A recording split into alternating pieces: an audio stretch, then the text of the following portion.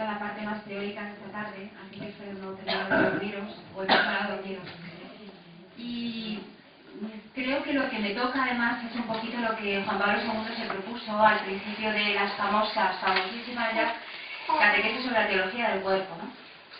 Fijaros que lo primero, Juan Pablo II nada más haya elegido Papa, lo primero que hace es convocar un sínodo sobre la familia, la misión de la familia en el mundo contemporáneo de la Iglesia, ¿no? Fruto de ese sínodo es la Familiaris Consortio.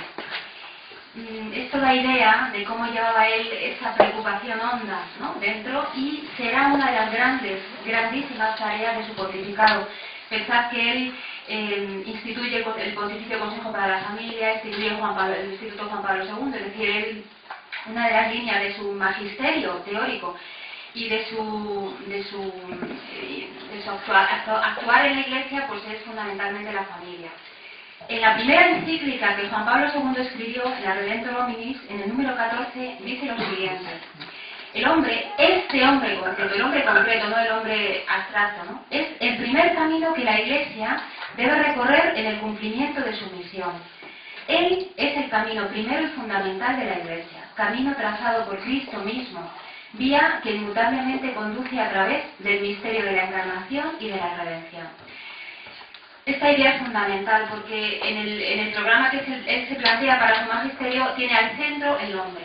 Pero no un hombre abstracto, sino este hombre concreto que después, lo vamos a ver, es un hombre que está constituido, definido por el hecho de que es un hombre corpóreo, es un hombre terroso, somos cuerpo. El hombre no existe sin sexo, sino que es un hombre que es masculino y femenino. Somos un cuerpo masculino y un cuerpo femenino. Hay, por tanto, dos maneras de ver la realidad: la forma masculina, la manera masculina, y la manera femenina.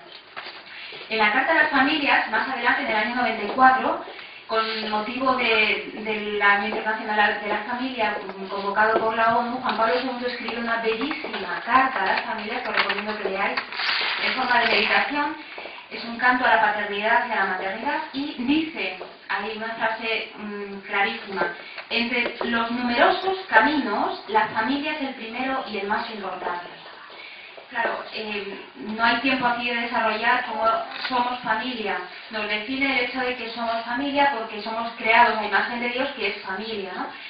Pero estas dos citas, la Redemptor Hominis al principio de su pontificado y más adelante del año 94, la Carta de las Familias, nos pone ya el contexto para situar una de las categorías más novedosas que aporta el magisterio de Juan Pablo II, que es la vocación al amor. Definir la persona, el hombre, por su vocación natural, innata, creatural al amor. Es, si queréis, la categoría, esta categoría, la vocación al amor, que une directamente la Redemptor Hominis, que es la encíclica programática, con la Familiaris Consortio.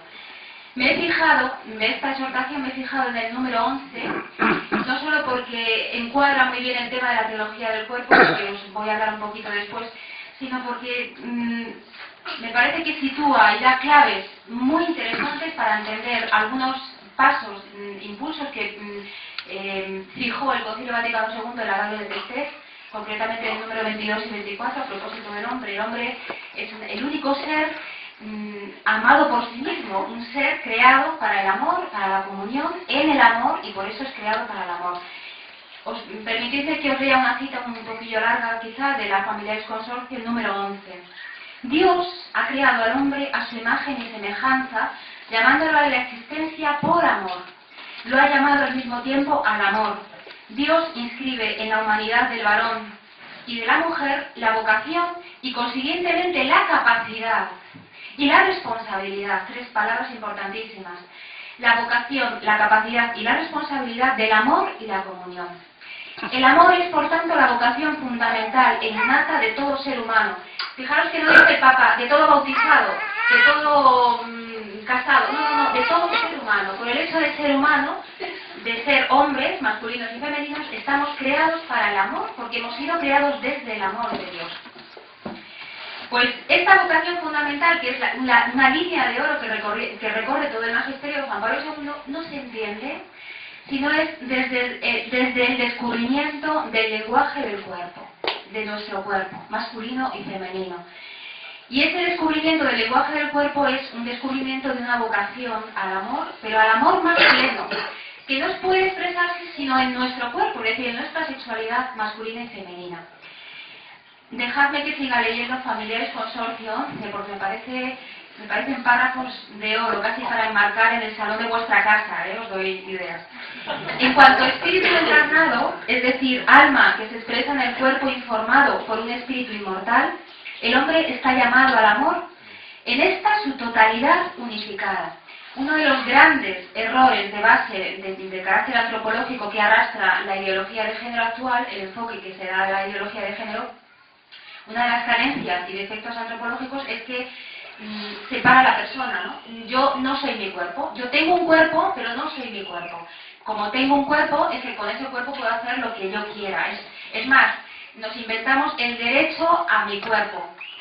Una de las claves fundamentales de la catequesis sobre la teología del cuerpo será precisamente partir de que yo soy mi cuerpo. No tengo un cuerpo, no veo mi cuerpo desde fuera, sino que yo soy un cuerpo. Y además soy un cuerpo no asexuado, sino solo masculino o solo femenino. Sigo leyendo Familiares Consorcio. El amor abarca también el cuerpo humano y el cuerpo se hace partícipe del amor esponsal. En consecuencia, la sexualidad, mediante la cual el hombre y la mujer se dan uno a otro con los actos propios y exclusivos de los esposos, no es algo puramente biológico, aquí está la clave, sino que afecta al núcleo íntimo de la persona humana en cuanto tal. La sexualidad se realiza de modo verdaderamente humano solo cuando es parte integral del amor con el que el varón y la mujer se comprometen totalmente entre sí hasta la muerte. La clave está en esta palabra, ¿no? Nosotros estamos reduciendo la sexualidad a una técnica, estamos reduciendo el cuerpo a su aspecto meramente material, biológico e incluso erótico. Estamos reduciendo el matrimonio, el amor esponsal del matrimonio a mera convivencia o a mera coexistencia a veces, ¿no? Estamos separando y reduciendo. Hay un reduccionismo antropológico gravísimo detrás de toda la cultura, anticultura más bien de género que nos está invadiendo, ¿no?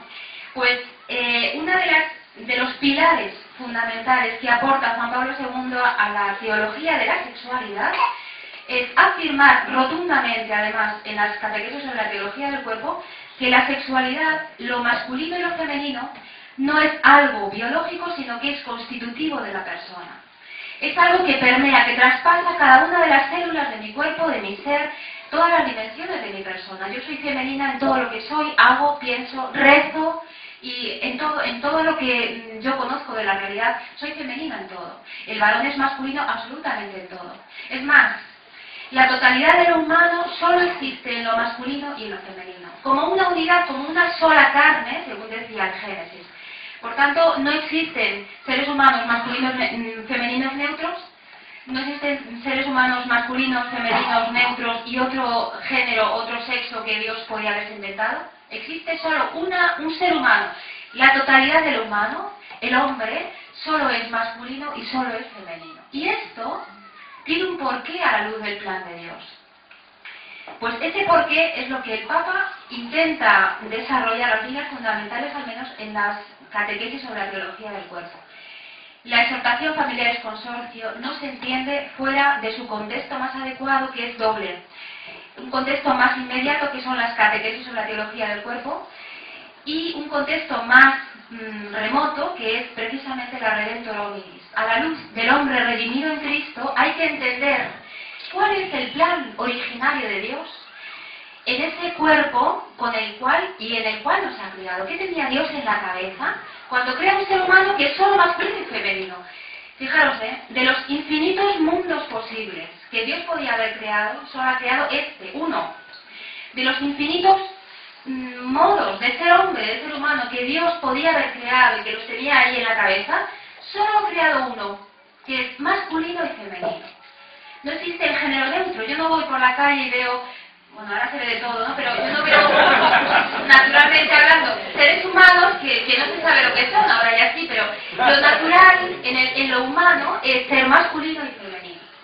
La pregunta es, ¿por qué Dios crea este ser humano masculino y femenino y además con un cuerpo? Podría haber creado un ser humano angélico, a ver, es una mezcla, hay un remix.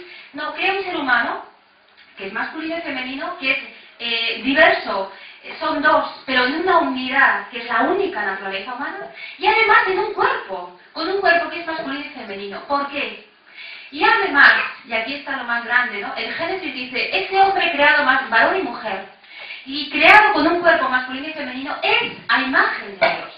No porque Dios tenga un cuerpo, que no lo tiene, sino porque Dios es misterio de comunión, es misterio de amor, Dios es amor.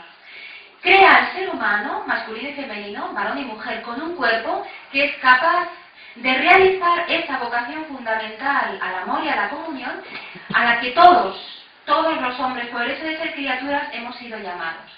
Y en la medida en que yo vivo, realizo más plenamente mi vocación a la comunión, soy más imagen de Dios. Pero claro, yo no soy imagen de Dios en mi vocación al amor al modo de los ángeles. Tengo que ser y vivir mi vocación al amor en este cuerpo serrano, el vuestro, con vuestros callos, dolencia. Este cuerpo es capaz de expresar el misterio de Dios. El cuerpo, os resumo en 2 o 3 ideas, simplemente 2 pinceladas, las ideas fundamentales que el Papa da al menos en el primer ciclo de las catequesis sobre la teología del cuerpo. Son un total de 136 catequesis, 6 ciclos, y de todos ellos, el más original, quizá la perla, una de las perlas más novedosas de su pontificado, es el primer ciclo de catequesis, dedicado simplemente a comentar los 2 primeros capítulos del Génesis y simplemente a comentar de esos 2 capítulos el hecho de que Dios crea un ser humano, varón y hembra, con un cuerpo masculino y femenino. Y empieza a ahondar en esos textos de la Escritura, Génesis, y saca toda una antropología que es de una actualidad y de una urgencia pasmosa. Me lo habéis oído más de uno de los que estáis aquí. Ahora mismo, el contrapeso doctrinal, teórico, antropológico, porque todos los problemas que habéis estado contando aquí relacionados con el aborto, la educación afectivo-sexual, detrás de las legislaciones abortivas de los gobiernos, en el fondo, rascáis y hay una cuestión antropológica de fondo. Depende del concepto de persona que yo tenga en la cabeza, así legislo de una manera u otra. Si yo entiendo que ese trozo de células o ese tejido que la madre lleva dentro simplemente es un trozo de carne con el cual yo puedo, es una verruga que me ha salido, pues si no veo ahí una persona, puedo hacer lo que quiera con ella. Existe el derecho al aborto, nos inventamos derechos según el concepto de persona que estemos utilizando. Pues Juan Pablo II dice, hay que renovar la antropología, hay que elaborar una antropología que tenga en cuenta todo lo que es toda la persona, porque somos cuerpo masculino y femenino. Y empieza a desarrollar, sobre todo en ese primer ciclo, las líneas fundamentales, las coordenadas fundamentales de una antropología teológica, es decir, el hombre a la luz del plan de Dios, partiendo del cuerpo. Esto es de una novedad inaudita, es la primera vez que un papa, en la historia de la Iglesia, se dedica a hablar del cuerpo, a hablar de la sexualidad, a hablar del amor humano. Después se dedicará a hablar de la mujer. La primera vez que un papa dedica un documento del magisterio a hablar de la mujer, de la importancia, fijaros, de descubrir que la mujer, la feminidad, también es imagen de Dios. Juan Pablo II, en la Familia del Consorcio, en la Mulieris Dignitatem, da un paso al frente en muchísimos puntos, pero en lo que es la teología de la imagen de Dios, Juan Pablo II supone un desarrollo hacia adelante importantísimo. Él es el primero que formula expresamente que la mujer ha sido creada a imagen de Dios. Que no solamente la mujer es imagen de Dios en sí misma, no solamente el varón es imagen de Dios, sino que los dos, la unión de los dos, de lo masculino y femenino, es imagen de Dios. En ellos, en lo diverso, que forman una unidad, se expresa la naturaleza de Dios, que es uno y es diverso. Si no hay diversidad, no puede haber comunión. Y por eso crea un ser humano que es uno, una única, una sola naturaleza humana, distinta, diversa, complementaria, para que entre el varón y la mujer pueda vivirse en la carne y en el cuerpo el mismo misterio de amor y de comunión que es Dios mismo, Dios Trinidad. Esto es lo más grande que se puede decir a la luz de la fe de la sexualidad humana. Bueno, pues en este primer ciclo, Juan Pablo II viene a decir que el cuerpo es la escuela de la persona. Yo aprendo a ser persona si aprendo a conocer y a entender a descubrir el lenguaje del cuerpo, de lo masculino y de lo femenino. Os doy simplemente 4 ideas que las desarrolla el Papa ahí. El cuerpo, a la luz del Génesis, nos enseña que somos hijos. Somos hijos por el bautismo, sí, pero previamente el hombre es creado como hijo. El hijo es aquel que recibe el ser de otro. Es más, lo recibe absolutamente todo de otro. Superior a él, aquel que es capaz de comunicar su propio ser, se lo da a otro, y ese es el hijo. Somos, por ser humanos, seres criaturales, limitados, finitos, dependientes, necesitantes. Y eso es lo que dice el Génesis cuando Dios se remanga los puños de la camisa y empieza a plasmar aquel barro primordial y crea a Adán, sopla sobre él y empieza a ser un hombre, un ser viviente. ¿Qué significa ese momento? Que el hombre tuyo tiene que tener conciencia de que es una criatura. Somos criaturas dependientes absolutamente en todo de Dios. Dependientes sobre todo del ser. Tú y yo estamos aquí porque Dios ha querido. Seguimos estando aquí porque Dios quiere. En el momento en que Dios dejara de querer, tú y yo seríamos reducidos a la nada. Es más, tú y yo estamos aquí porque hemos sido creados en Cristo, que es el Hijo con mayúscula. Si Cristo, por una hipótesis, no existiera o dejara de existir, todo, absolutamente todo volvería a la nada.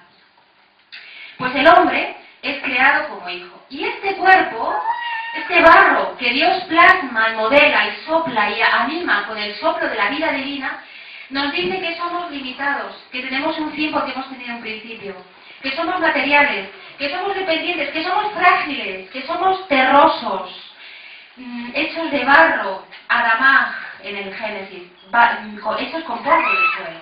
Eso significa que somos hijos. Todo ser humano, por el hecho de haber sido creado como ser humano, ha sido creado como hijo. Dependientes absolutamente en todo de Dios. Y eso nos lo dice el cuerpo. Fijaros, hay un argumento, claro, si conociéramos de verdad las catequesis de la teología del cuerpo, tendríamos un eslabón, un punto de apoyo fundamental para entrar en diálogo con la cultura actual. Porque hoy, en verdad, lo estáis diciendo, no podemos ir con Dios por delante porque nos tachan y se anula el diálogo. ¿Cómo y en qué ámbito común podemos dialogar con la cultura actual? En el cuerpo. Partimos de lo que somos. Tú eres un cuerpo y yo también. Vamos a empezar a dialogar a partir de ahí. Y a partir de ahí descubramos quién es la persona, quién eres tú y quién soy yo. Y a partir de ahí, como hemos leído al principio, descubriendo mi cuerpo y quién soy yo, llegaremos sí o sí a descubrir a Dios. Los padres, en la procreación, en el acto conyugal, pueden dar explicación de lo que es el aspecto material del hijo. La procreación del matrimonio me asegura el hijo, que nace un hijo. Pero los padres no pueden explicar y justificar por qué ese hijo es este hijo y no otro. Solamente Dios es capaz de justificar hasta el fondo, hasta el final, por qué ese hijo es así, este y no otro. Esa singularidad de la persona, esa singularidad de lo que somos cada uno, que no hay dos personas iguales, aunque ahora también se están empeñando en clonar, pero eso nos remite a Dios. ¿Por qué este hijo y no otro? Los padres ahí se inclinan ante el misterio. Dios ha querido este hijo y no otro. ¿Por qué ha querido Dios este ser humano y no otro? La primera tarea, la primera verdad que nos enseña el cuerpo es que ni tú ni yo nos damos el sentido a nosotros mismos. Somos hijos de Dios. Una segunda idea es descubrir, y esto es muy importante ahora mismo, descubrir que nuestro cuerpo es un cuerpo humano, que estamos hablando de una sexualidad que no es el apareamiento animal, sino que es una sexualidad humana. Hay un momento en el Génesis que yo nunca jamás, perdonadme a los sacerdotes que estáis aquí, nunca jamás oigo explicar en las homilías. Y es fundamental. Cuando Dios en un momento dado pone delante de Adán y Eva, al hombre, todos los seres que ha creado, los animales, las plantas, y le dice, pon nombre a toda la creación. Le está diciendo, te la doy, eres dueño. Esto que antes era mío, ahora es tuyo. Pon nombre a la creación, y en el Antiguo Testamento poner nombre era apropiarse de algo, ¿no? Dios le dice a Adán, pon nombre a la creación. Y Adán empieza a nombrar jirafa, montaña, árbol, sol.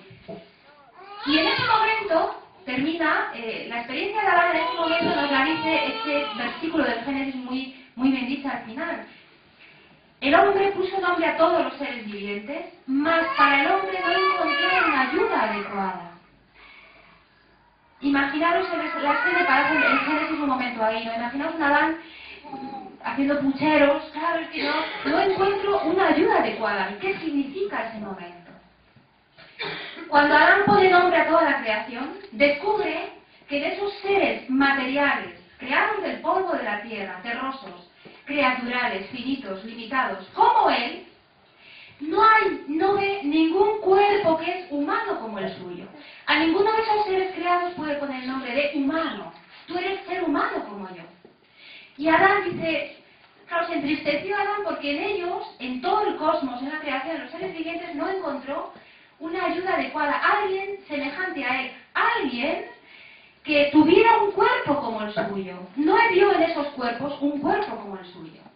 Y es entonces cuando Dios duerme a Adán y crea a Eva. Es bellísimo el texto del Génesis hablando de la creación de Eva, porque no dice creó a Eva. De Adán dice que creó a Adán, pero de Eva dice que construyó una mujer.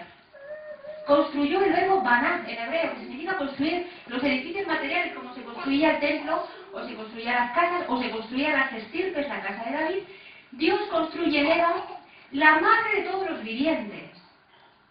La crea, la construye como casa, como hogar de la vida, hogar de lo humano. Eso significa, Eva, eso significa que la mujer desde el origen está definida y constituida por la maternidad. En Eva está prefigurándose, anunciándose ya lo que será el hogar de Dios, que será el seno virginal de María. La casa de Dios, el primer hogar de Dios, será María. Esa es Eva, la madre de todos los vivientes. Pero Adán, antes de ver a Eva, antes de presentársela a Dios, Adán, ¿qué experiencia tiene? Descubre que tiene un cuerpo, y ese cuerpo le hace diferente al resto del cosmos creado, pero su cuerpo es humano. Y con ninguno de los animales, plantas, montañas, piedras, etc., puede realizar su vocación fundamental al amor y a la comunión. Y es entonces cuando Dios crea a Eva. Si os acordáis del relato, recoge la costilla, aquí no te ha pasado nada, tapa el huequecito con un poquito de carne y construye la mujer y la conduce ante Adán. Y Adán exclama: esta sí que es carne de mi carne y hueso de mis huesos. Esta será llamada Isha, varona, en hebreo, porque del Ish, del varón, ha sido tomada. Fijaros que Adán, que no había podido poner nombre humano a toda la creación, a la vista de Eva, le pone el nombre más bello y más grande que se puede poner al otro. Esta es carne de mi carne y hueso de mis huesos. He aquí un cuerpo humano como el mío. Con este cuerpo femenino, con este cuerpo masculino, puedo realizar mi vocación al amor más pleno y verdadero, un amor que es imagen del amor de Dios. Y Adán y Eva, uno a la vista del otro, descubren en ese momento el tercer significado de nuestro cuerpo, que es el significado esponsal. En ese instante, cuando se descubren mutuamente uno frente al otro, a la vista del cuerpo del otro, masculino o femenino, descubren su vocación al amor esponsal. Hemos sido creados así para la comunión. Nuestra sexualidad es el ámbito, el lugar, el modo, el lenguaje en el que realizamos nuestra imagen de Dios, nuestro ser imagen del amor de Dios. El cuerpo nos enseña que somos hijos, el cuerpo nos enseña que nuestra sexualidad es humana, no es animal, ni siquiera angélica, y el cuerpo nos enseña que tenemos una vocación al amor esponsal. Además, lo más grande, y las catequesis del primer ciclo al menos del Papa culminan en esta idea, ¿no? Por todo ello, porque nuestro cuerpo es humano, nos dice que somos hijos de Dios y nos habla de una vocación al amor que es a imagen de Dios, dice el Papa Juan Pablo II, el cuerpo es un presacramento. Es más, dice, es signo visible, sacramento visible del misterio de lo invisible. Que nuestro cuerpo sea sacramento por el hecho de ser masculino o femenino es lo más grande que se puede decir de la sexualidad. En los signos físicos de la sexualidad que yo llevo en mi cuerpo, en el cuerpo masculino y en el cuerpo femenino, estamos siendo sacramento de Dios. ¿Por qué? Pues porque en nuestra sexualidad es signo que nos habla de una donación creadora de Dios. Estamos aquí porque Dios se dio en origen y se dio Él a sí mismo para crearnos, a imagen suya. La sexualidad, lo masculino y lo femenino son signos visibles que me remiten a un amor creador de Dios que está al origen del hombre, de todo hombre, de este hombre concreto, de ti, de mí. El cuerpo, por tanto, la sexualidad es sacramento de Dios, sacramento del amor de Dios, sacramento del misterio de comunión y de amor que es Dios mismo. No puedo entrar más en el tema, pero sí que quería abriros un poquito el horizonte para abriros el apetito para que entréis por este tema. Es una línea a día de hoy todavía sin conocer, sin descubrir, una línea que responde, una línea de investigación que responde de verdad hasta el fondo, porque va a la cuestión antropológica y con muchísima actualidad a toda la problemática actual que hay en torno al aborto, en torno a la educación afectivo-sexual y en torno a la persona. Juan Pablo II aportó un importante desarrollo a la teología de la imagen de Dios. Hasta él prácticamente se venía diciendo que el hombre en general es imagen de Dios por su voluntad, porque tenemos la libertad, por nuestra inteligencia, pero que el hombre es imagen de Dios porque hemos sido llamados al amor y porque tenemos un cuerpo sexuado masculino y femenino, y además que el hombre es imagen de Dios no solo individualmente sino en la unidad de los dos, en el matrimonio, en esa una sola carne de la que habla el Génesis. Esto lo dice Juan Pablo II. Por tanto, él ofrece como tres coordenadas fundamentales que son como líneas de oro que recorren todo su pontificado. Ofrece esas tres coordenadas para redescubrir el amor, la sexualidad, la persona, el matrimonio, el cuerpo, a la luz de, primero, el misterio de la Trinidad. Dios es familia y no podría haber creado un ser humano si no es un ser humano familiar. Se llega a ser esposo, se llega a ser madre o padre, pero no se llega a ser hijo. Somos hijos. Somos hijos. Es más, en la medida en que somos hijos, así somos padres o madres. Si somos buenos hijos, seremos buenos padres o madres. El amor filial es la mejor preparación al matrimonio. El amor filial nos enseña y nos educa a ser padres y madres. Pero claro, esto lo tengo que vivir en el cuerpo. Por eso, educad a vuestros hijos, porque estáis educando potencialmente los padres y las madres del mañana. La familia del futuro se educa en vuestra casa, en el hijo que tenéis, en el cuerpo de este hijo vuestro que tenéis en casa. Por tanto, las grandes aportaciones de Juan Pablo II en el tema del amor de la persona son, primero, la teología de la Trinidad. Somos imagen de la Trinidad. Claro, al decir esto, dice, bueno, ¿por qué Dios crea un ser humano que son dos si la Trinidad son tres? El ser humano, varón y hembra, son dos, abierto a un tercero, abierto al Hijo. Esta es la encarnación, ¿eh? Se entiende la encarnación y se entiende el misterio de Cristo a la luz de Dios, el misterio de Dios como familia. La segunda coordenada fundamental es el tema de la persona. Hay un personalismo de fondo en el magisterio de Juan Pablo II que está todavía por sacar a la luz, que es fundamental para entender todo su pontificado. Al centro de todo la persona, pero no una persona vista desde el punto de vista material o biológico, como nos presentan muchas antropologías, no solamente la que hay detrás de la ideología de género, sino la que hay detrás de muchas religiones o pseudo-religiones. El centro de todo, del misterio de Dios, es el hombre, la persona, tú y yo, que hemos sido redimidos en Cristo. No es el hombre del pecado original, no, es el hombre ya redimido en Cristo. El hombre que está abierto a ese futuro que es el hombre perfecto, con mayúscula, que es Cristo, glorioso y resucitado. Y la tercera línea es el gran descubrimiento de la teología del cuerpo. Somos imagen de Dios en el cuerpo sexuado, masculino y femenino. Esto, insisto, es a día de hoy un tema que hay que recuperar, que no se conoce, que hay que estudiar y que abre no solamente perspectivas en el ámbito, estos temas que nos están preocupando hoy, ¿no? Yo siempre lo digo, pondría patas arriba todos los tratados de teología que estamos explicando en las facultades, seminarios, etcétera, patas arriba. Pondría patas arriba muchísimas cuestiones de filosofía y resolvería de raíz gran parte de la problemática que hay ahora mismo, no solamente en seminarios, en el ámbito eclesial, sino en el ámbito más profano. hay que ir a la raíz de la cuestión, de los problemas, y la raíz de la cuestión de los problemas es siempre una cuestión antropológica. Pero claro, somos cuerpo. Yo no soy un ser humano no corpóreo. Es más, yo soy mi cuerpo. Por eso la antropología católica parte de esta unidad. Yo soy mi cuerpo y mi cuerpo, mi sexualidad, me define en toda mi persona. Perdonad que os haya lanzado esta lluvia de un bombardeo casi de ideas, pero quería abriros el apetito para entrar a profundizar en esta línea de investigación que es fundamental. Aportaría respuestas muy claras en la cuestión del feminismo actual. En toda la cuestión de la maternidad, la paternidad, hay que recuperar la figura del padre. ¿Cómo voy a hablar de Dios Padre si el hijo, mi hijo no tiene un referente claro de quién es mi padre y quién es mi madre? ¿Cómo voy a entender a la Iglesia madre si hoy en día hablar de la maternidad es hablar de algo que está no solamente socialmente mal visto, sino que es algo bochornoso, es una carga para la mujer, es algo que esclaviza a la mujer? Por tanto, yo os animo, simplemente os animo, ha sido esto un torpeo un poco así, pero os animo a que leáis las catequesis, que leáis los documentos de Juan Pablo II, porque no se conocen, no los conocemos, y tenemos ahí una respuesta. Es que la tenemos en la mano.